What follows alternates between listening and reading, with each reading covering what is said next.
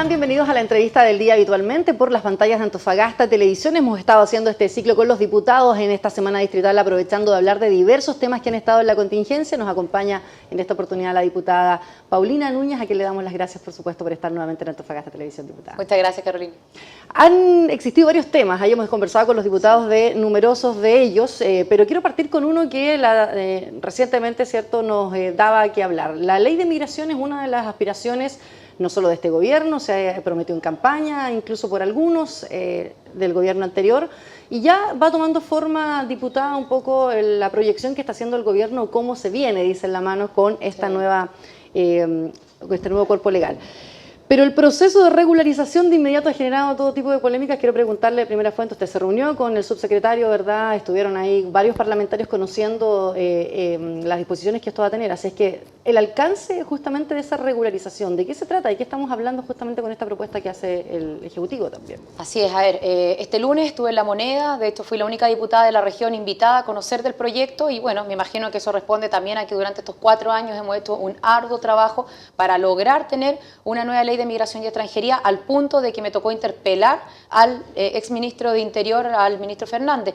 Y yo quiero ser bien sincera, Carolina, yo no me esperaba que fuera tan pronto, solo porque entiendo que nuestro gobierno tiene un montón de temas importantes, priorizados, y que el presidente anunció primero en campaña como compromiso y ahora, cierto, con algunas urgencias o priorización en el Congreso.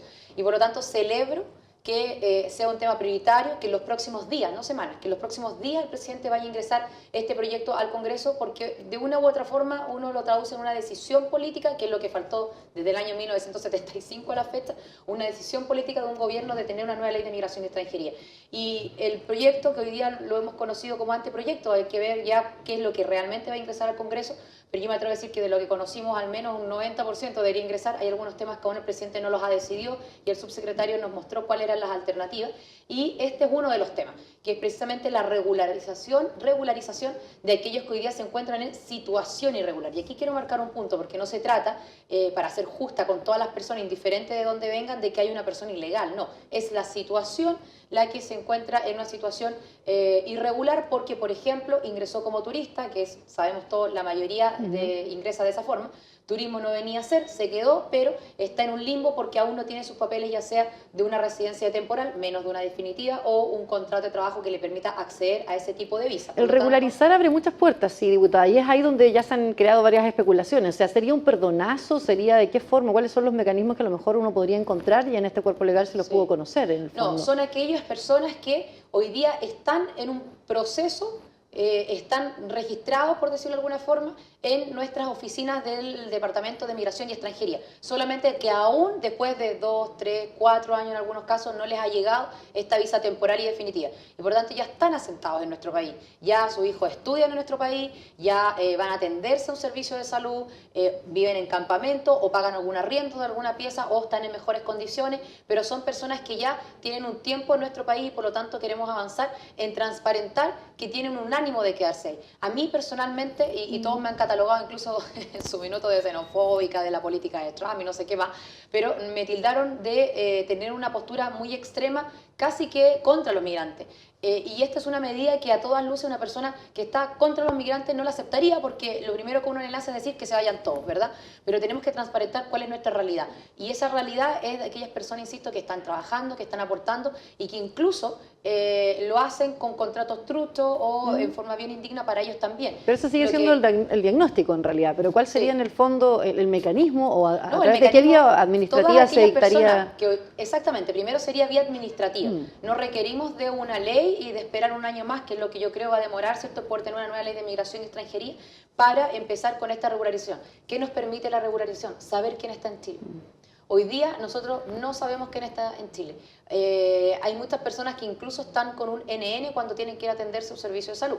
Y eso, por favor, entiéndanme bien, no significa que al regularizarlo, por ejemplo, va a poder acceder a una vivienda social y se va a terminar saltando la fila de aquellas personas que hoy día están postulando a través de un comité de vivienda a las soluciones habitacionales que entrega el Estado. No, es simplemente decir, usted está acá, sí, ¿Se le venció su visa de turista? Sí. ¿Hace cuánto? 2 o 3 años. ¿Y está trabajando? Bueno, sí. Y va a transparentar que está trabajando. Algunos incluso vendiendo Super 8 en la esquina. Entonces, creo que por un lado la regularización nos permite transparentar quién está en Chile, porque estamos poniendo todos los casos buenos, ¿cierto? O correctos, o que respeten la ley. Pero también nos va a permitir transparentar a aquellos que no han cumplido la norma y esos obviamente se van a tener que ir. En esa parte justamente es la que ya varias organizaciones, ¿cierto?, que trabajan con migrantes están un poco preocupadas, pero usted habla de transparentar, podríamos tener una cifra que empate 50-50, es decir, sobre esa base, o sea, podríamos tener a lo mejor muchos más que tengamos que sacar o muchos más que se queden, o sea, eso es también sobre lo que se va a tener que trabajar en el fondo en esta próxima ley de migración. Yo prefiero una persona que ya lleva 3 años acá, que aún no podía acceder a una visa temporal y por lo tanto no tiene un contrato de trabajo formal, que se regularice de esa forma, a mantener una persona que no la podemos contabilizar ni siquiera para el acceso a la atención, por ejemplo, de salud. Yo creo que hay que entender algo.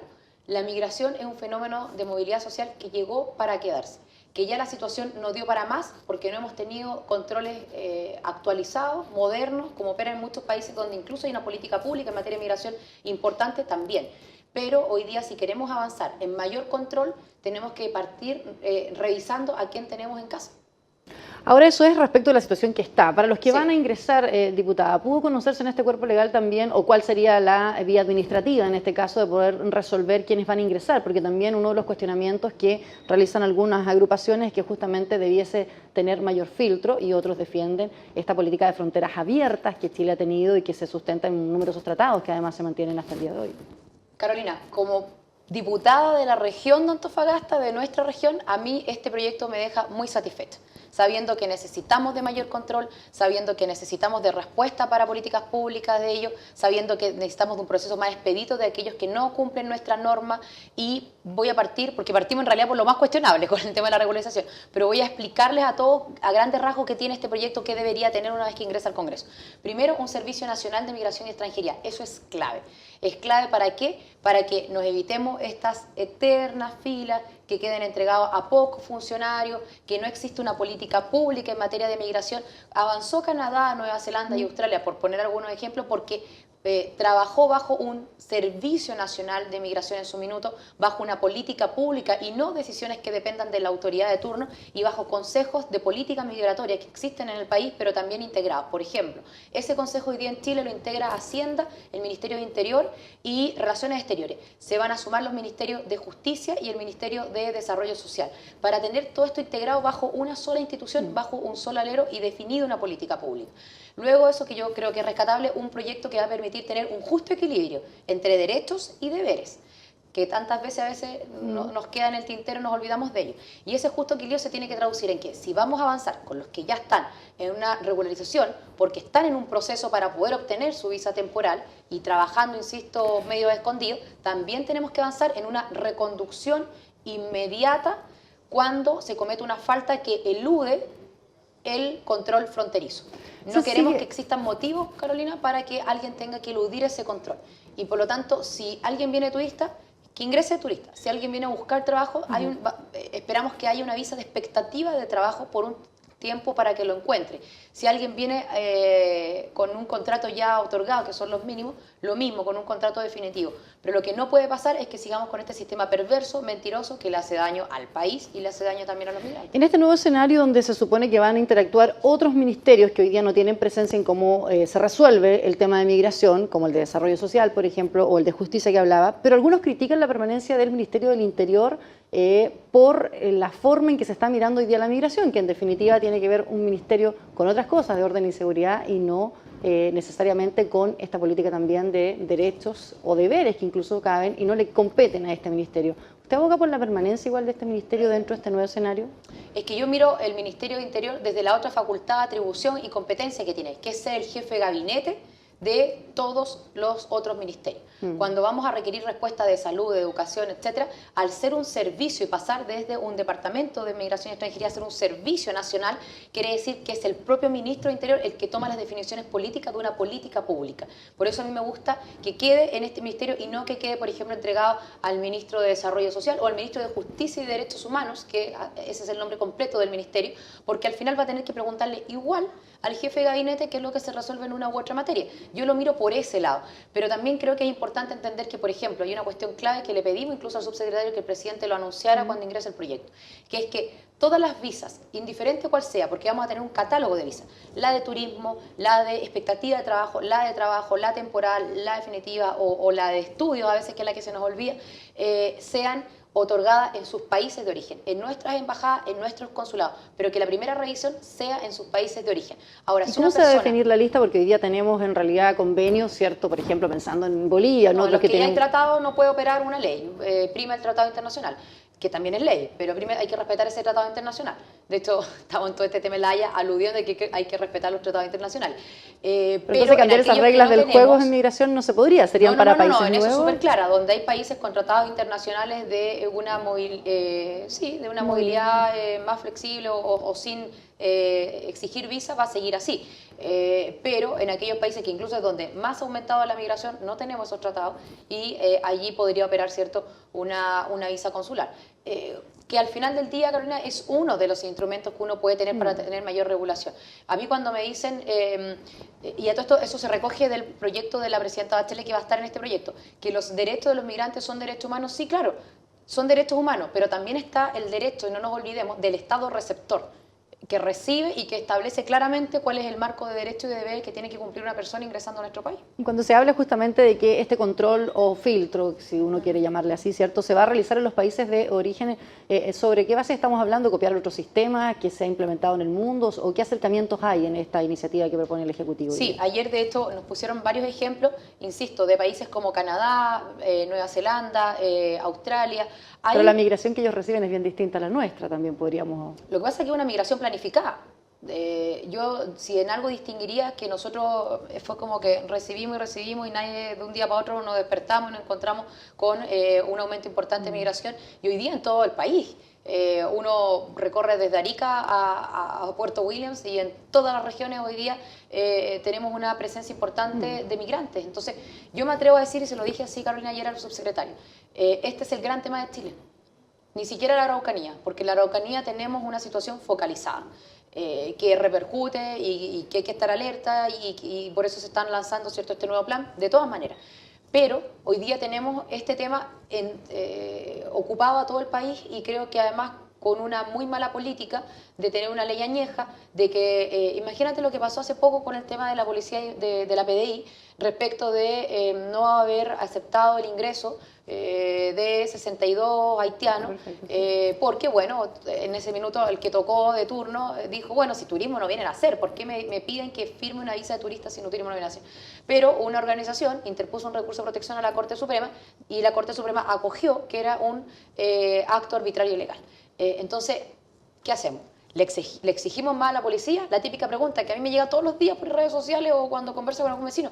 ¿Pero por qué lo dejan entrar? Entonces, claro, cuando algún policía se atreve a decir si turismo no viene a hacer y no le da la visa de turista, terminamos con nuestro máximo tribunal diciendo lo contrario. Entonces, no estoy diciendo ni que uno ni otro estén equivocados, simplemente que se nos producen esas pugnas porque no hay una norma clara y atribuciones a los determinados órganos que dicen relación con este tema. Ahora, diputado, usted decía, bueno, desde el punto de vista administrativo, el Ejecutivo tiene la voluntad de tomar algunas decisiones que solo recaen en él y que podrían ser de carácter bastante corto y urgente y que podríamos tener rápidamente a lo mejor que se zanje una línea de trabajo, pero en el marco de la discusión en el Congreso, esto ustedes se puede tratarse hasta un año, ya que hay posiciones muy divididas también.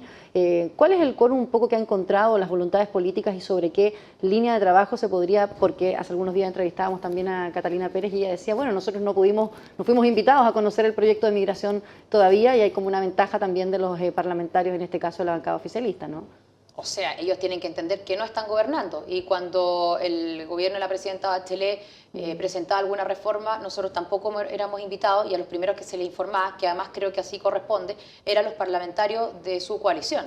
Y luego nosotros nos enteramos dónde corresponde, al minuto de ingresar el proyecto. ¿Por qué? Porque lo que no puede pasar es que el gobierno ingrese algo y a nosotros no nos parezca. Y después tengamos una pugna entre el gobierno y los mismos parlamentarios oficialistas o de nuestra coalición. Por eso creo que así es la democracia. Pero así como viene el proyecto, ¿cree usted que va a encontrar esa voluntad también dentro de los otros sectores en el Congreso? Lo que pasa, y eso fue un punto respecto, por ejemplo, del Servicio Nacional de Migración y Extranjería, que ha sido una de las grandes batallas de las organizaciones de migrantes.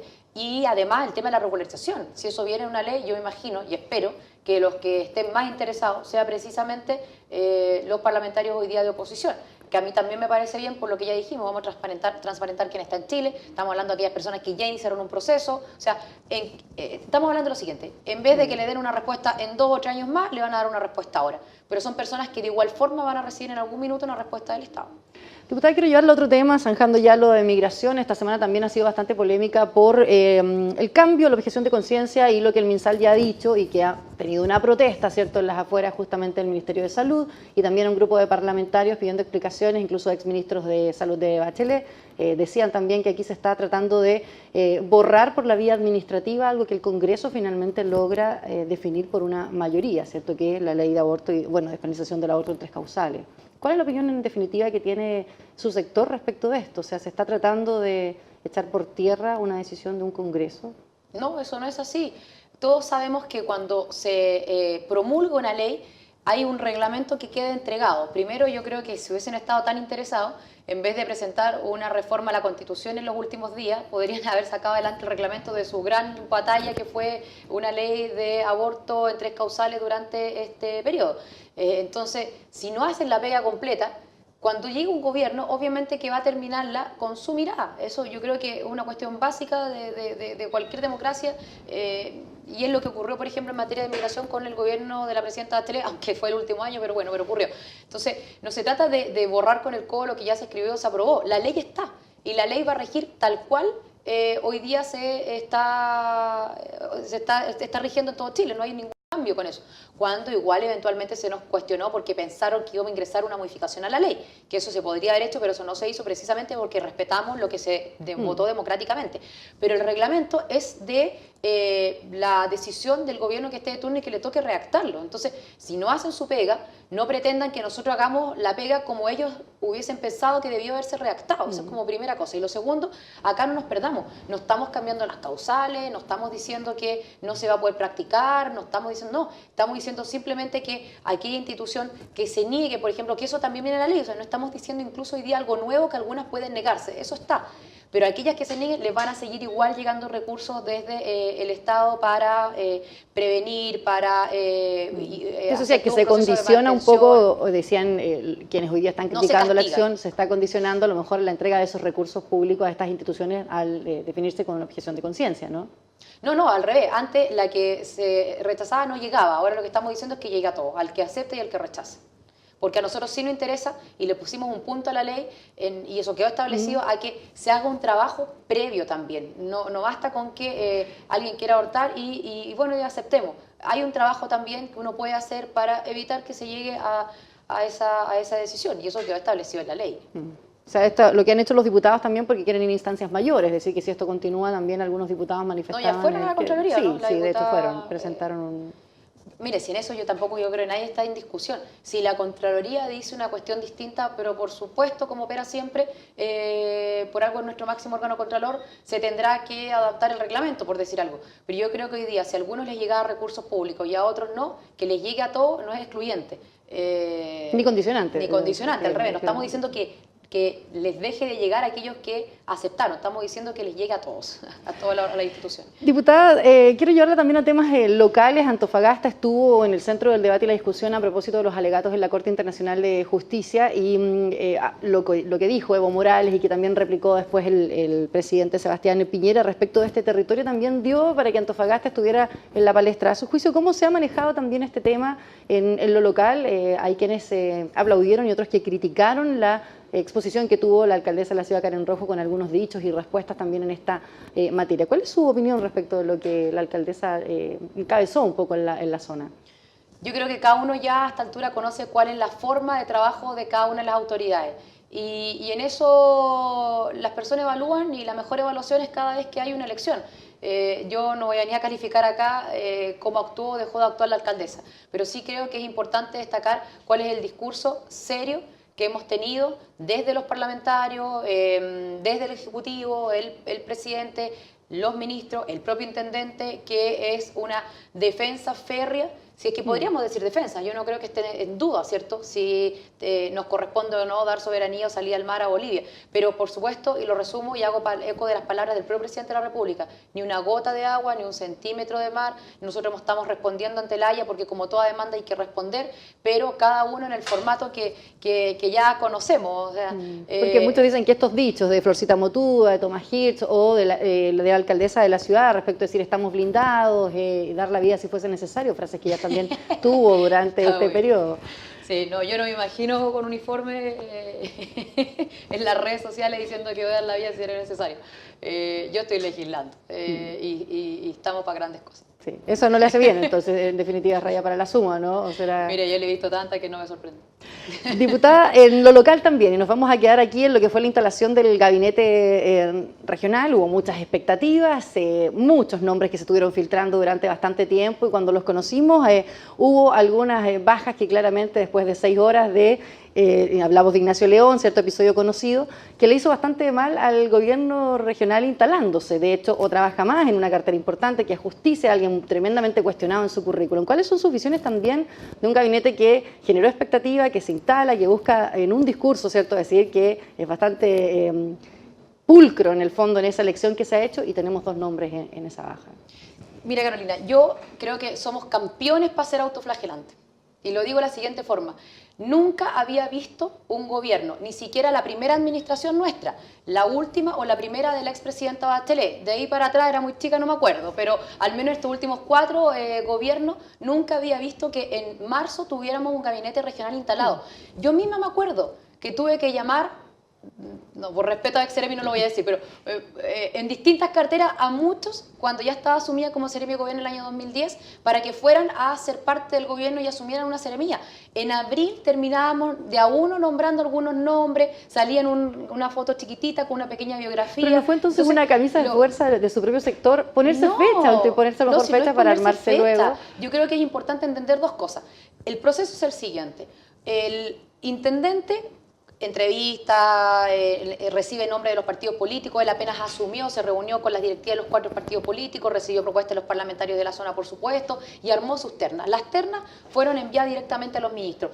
Y lo que sí lamento es que de los únicos 2 nombres que tuvimos caída son nombres que se ingresaron por la directiva nacional de Evópoli y que incluso hizo un mea culpa el otro día y yo le doy todo mi apoyo al presidente regional de Evópoli porque, bueno, a veces pasa esto que se les pasa a llevar desde los partidos nacionales. Entonces, y cuando eso ocurre, quiero decirlo con todas sus letras, el intendente va a actuar y por lo tanto si hay un nombre que es cuestionado, se va a remover y eso yo lo valoro. Porque a diferencia de lo que hemos visto en gobiernos anteriores, cuando había un nombre cuestionado, se mantenía, se rellenaba el espacio con otra noticia, se daban explicaciones, después pasaba el tiempo y no hay nada que el tiempo no cure y ahí se mantenía la autoridad.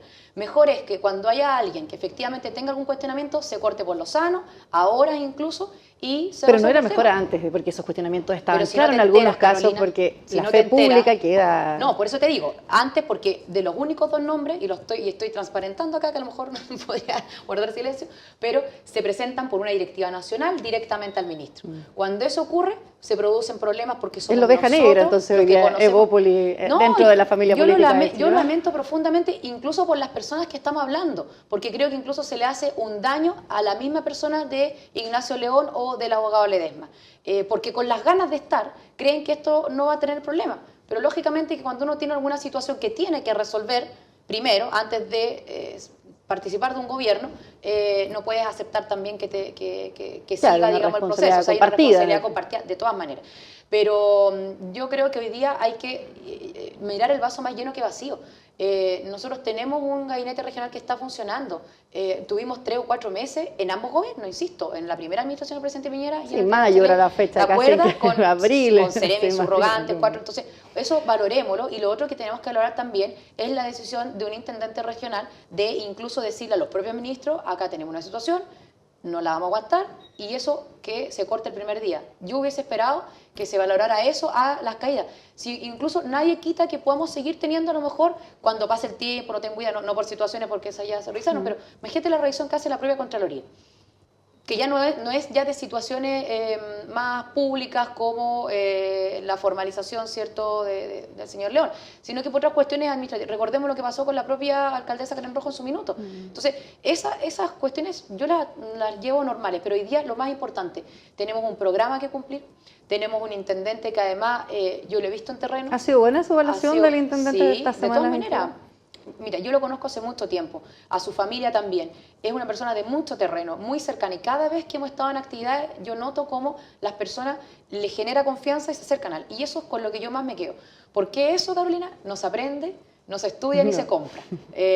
Uno en general se apoya de técnicos cuando tiene esa experiencia. Cuando tú tienes una autoridad que tiene ese carisma y ese compromiso de trabajo, lo único que te queda hacer es apoyarlo. Diputada, le agradezco el que nos haya acompañado en la entrevista. Muchas gracias. Gracias a ustedes también por acompañarnos siempre en las entrevistas del día. Los invito a que sigan nuestra programación y nos reencontramos en otra oportunidad, como siempre, con temas contingentes y también con los invitados que están haciendo noticia.